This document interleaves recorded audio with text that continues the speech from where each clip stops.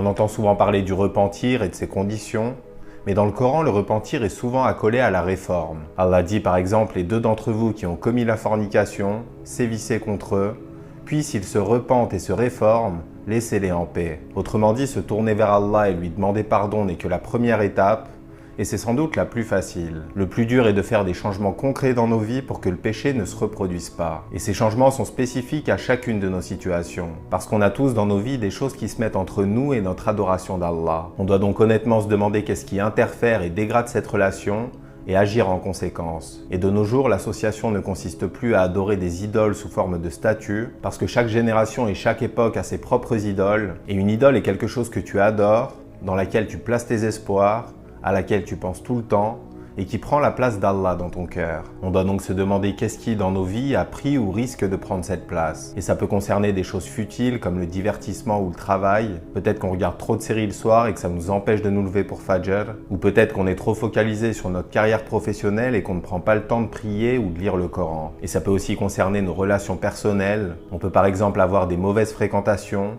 ou des amis d'enfance qui nous poussent au péché et avec qui on sait que rien de bon ne va arriver. Ou ça peut être des relations illicites ou un attachement fort envers telle ou telle personne. Et dans ces cas-là, même si on sait que la solution est de s'écarter de ces personnes, nos émotions entrent en jeu et une lutte intérieure commence entre nos désirs d'un côté et Allah de l'autre. Allah dit dans le Coran, vois-tu celui qui prend ses désirs pour divinité. Et quand cette lutte a lieu et qu'on prend la décision de changer, le diable va essayer de nous mettre toutes sortes d'idées en tête. Il nous dira qu'on va se retrouver seul, que notre vie deviendra misérable et qu'on ressentira un vide impossible à combler. Mais la réalité est simplement qu'on a accordé à des choses ou à des personnes une place dans nos cœurs qui est censée être réservée à Allah. Et comme ces choses ont pris la place d'Allah, on pense que les perdre serait comme perdre ce qui nous est le plus cher au monde. La solution est donc de remettre chaque chose à sa place, et si on remet Allah au centre de nos vies, la peur de s'écarter de ce qu'on sait être mauvais pour nous disparaîtra et c'est ce qui nous permettra de retrouver l'équilibre et la paix intérieure. Et Allah nous encourage tous à revenir vers lui.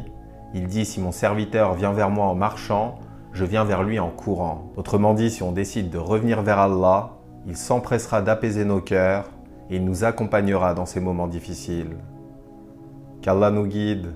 Salam alaikum wa rahmatullah.